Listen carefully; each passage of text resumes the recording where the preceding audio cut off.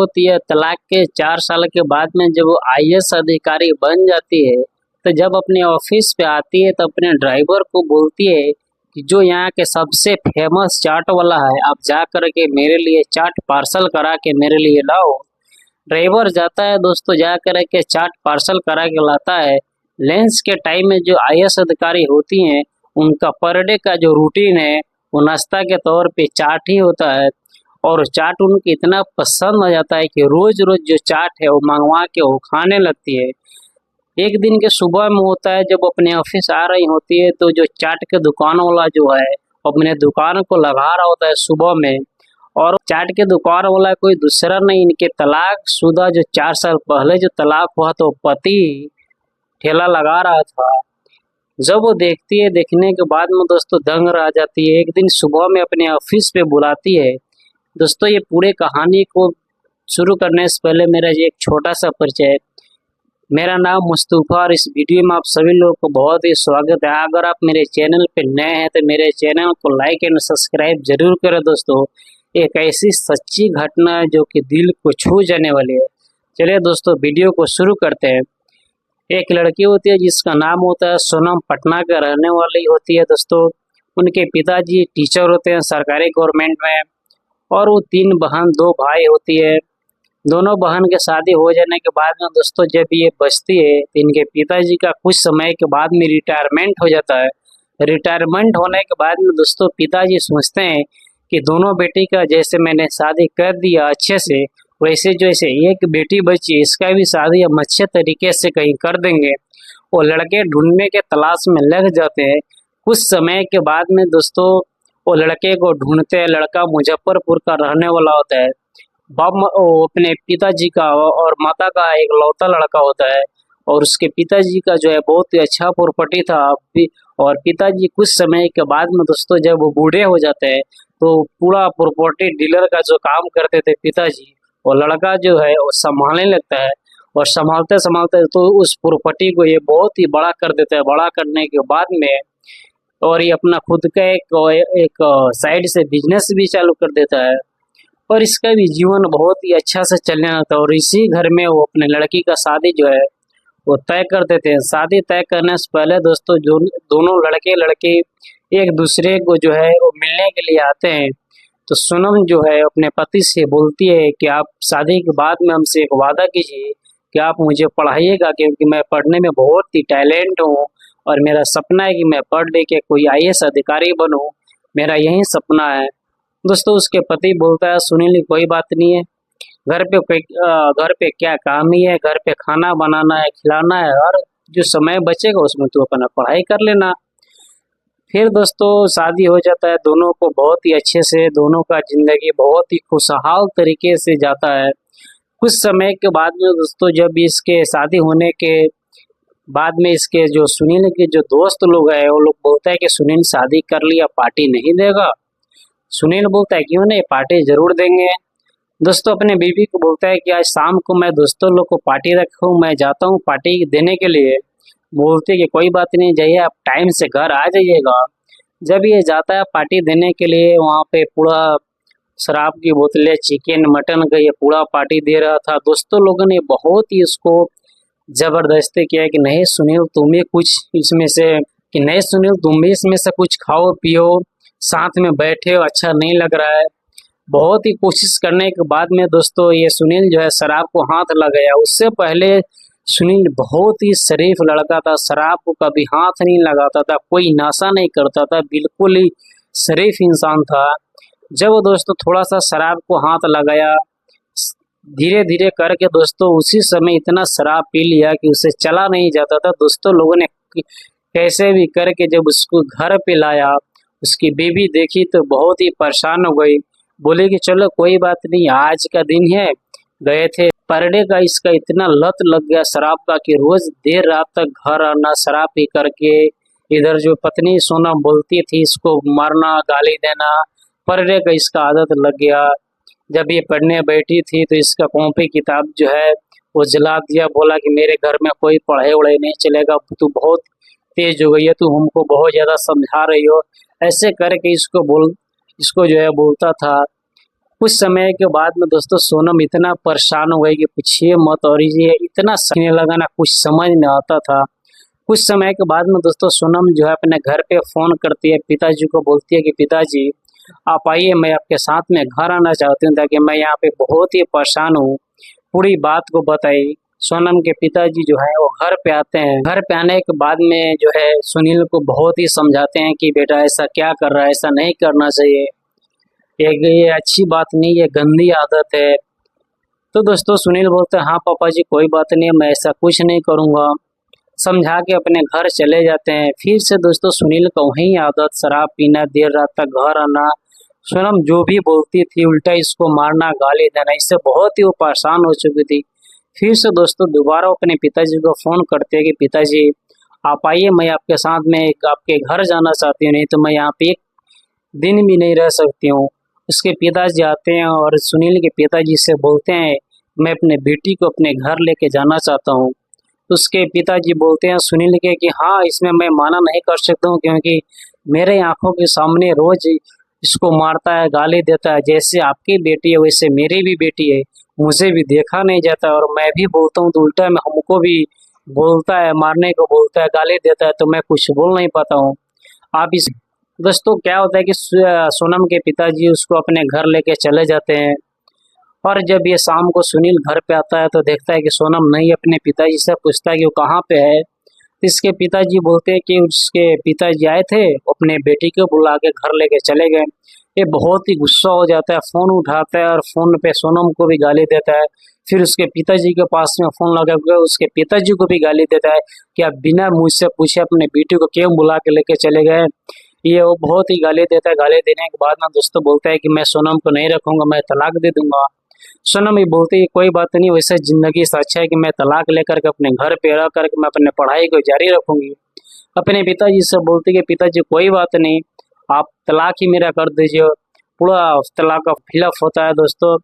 करने के बाद में दोनों का तलाक हो जाता है। कुछ पैसे जो है इस पे दंड लगता है, कुछ पैसे वापस करता है। सुनील प्रॉपर्टी डीलर का काम भी करता था, इसके पास में अच्छा प्रॉपर्टी भी था।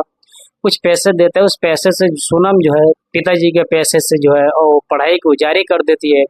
दोस्तों सोनम बहुत ही पढ़ने में टैलेंट थी, और फिर से अपने पढ़ाई इधर कंटिन्यू कर देती है। और इधर सुनील जो है इतना अयाशी में जो है मगन हो जाता है, शराब में इतना डूब जाता है कि इसको कुछ नहीं दिखता है। कुछ समय के बाद में प्रॉपर्टी डीलर का जो इसका काम था वो धीरे धीरे नीचे आने लगा, बिल्कुल शून्य हो गया। और इसका जो भी संपत्ति था, खेत बाड़ी था, ये पूरा बेच बिकिन के दोस्तों दारू में उड़ा दिया, बिल्कुल जीरो हो गया। जब ये जीरो हो गया इसके पास में कोई इसका दोस्त पूछने के लिए नहीं आता था कि दोस्तों चलो आज हम लोग शराब पीते हैं, आज हम लोग घूमने के लिए जाते हैं। ये बिल्कुल अकेला पड़ गया। ये अपने दोस्त के पास में फोन करता है, शहर में इसका दोस्त रहता था मुजफ्फरपुर में, बोलता है कि दोस्त मेरा कोई काम वाम लगा दे। उसका दोस्त का बहुत ही अच्छा चाट का दुकान चल रहा होता है, ये भी जाता है, इसके लिए भी एक चाट का दुकान कर देता है, और ये चाट का दुकान दोस्तों चलाने लगता है। इसका भी चाट का दुकान बहुत ही फेमस हो जाता है, और एक ऑफिस के बाहर ये अपने चाट का दुकान लगाता था।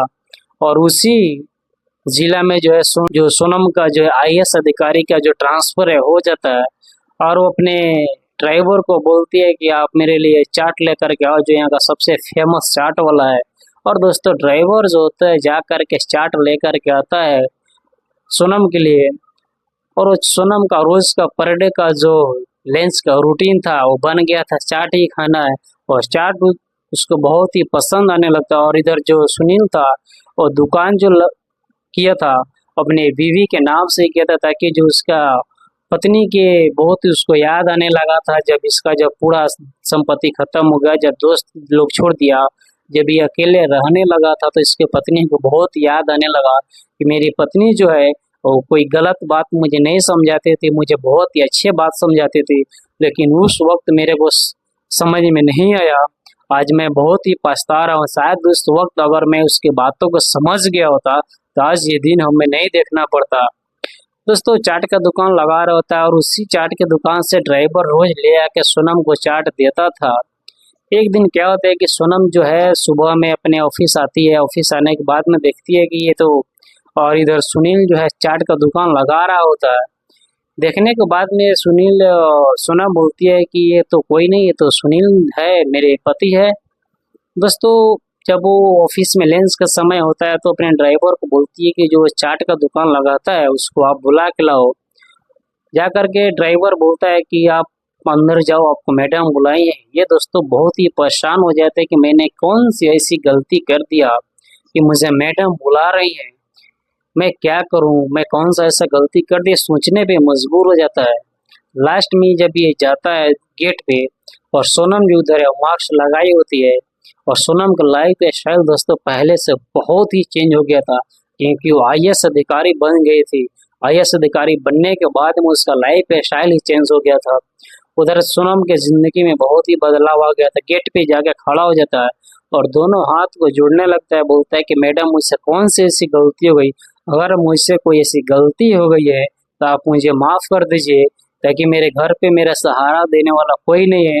घर पे बूढ़े माँ बाप हैं, मैं ही इकलौता बेटा हूँ जो कि मैं उनका सहारा हूँ। आप मुझे माफ कर दीजिए, अगर बोलिएगा तो मैं कल से यहाँ पे ठेला नहीं लगाऊंगा, दुकान नहीं लगाऊंगा, क्योंकि मेरे दुकान की वजह से यहाँ पे भीड़ लगता है, तो हो सके उससे कहीं आपको कोई दिक्कत होता होगा। तो उधर सोनम बोलती है कि नहीं नहीं, ऐसा कोई बात नहीं है। आप सुनील हो, आपके पास तो बहुत अच्छा प्रॉपर्टी था, आप प्रॉपर्टी डीलर का काम करते थे, आपका बहुत बढ़िया बिजनेस था, फिर आपके पास कौन सी ऐसी मजबूरी आई कि आपने यहाँ पे दुकान लगाने पे मजबूर हो गया। ये दोस्तों जब ये इतनी बात को सुनता है तो ये बहुत ही दंग रह जाता है। बोलता है कि आपको ये सब मेरी बातें कैसे पता है, तो बोलती है, जब वो अपने चेहरे पर से मास्क को हटाती है, बोलती है कि मैं कोई नहीं, मैं आपकी वाइफ सोनम हूँ। तो दोस्तों इसको पहले तले से जमीन खिसक जाता है, और वहीं पे देखते देखते ये एकदम सा चौंक गया।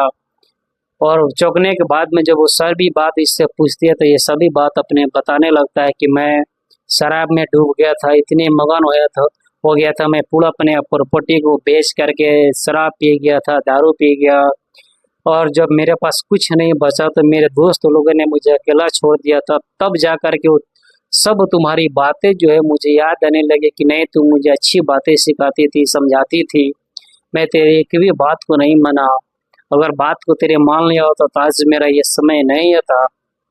सब चीज होने के बाद में दोस्तों बताता है। उसके बाद में बोलती है कोई बात नहीं, आप जाओ, आप कल होकर के मेरे ऑफिस पे आने। और बोलती है दोस्तों ऑफिस में नहीं आने का, क्योंकि यहाँ पे लोग देखेंगे तो शर्मिंदगी महसूस होगी, आप मेरे आवास पे आना।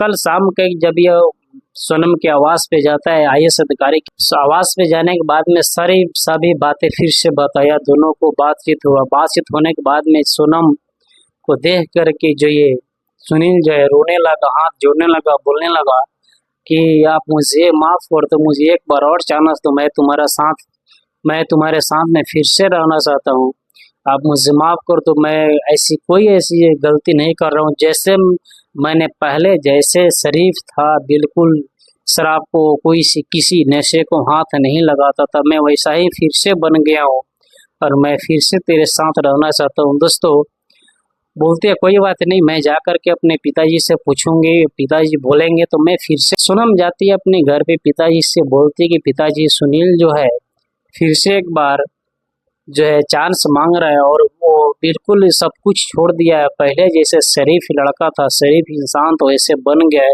अब कोई नशा को हाथ नहीं लगाता है, और वो बोल रहा है फिर से कि मैं तुम्हारे साथ रहना चाहता हूँ, आपका इसमें क्या राय है।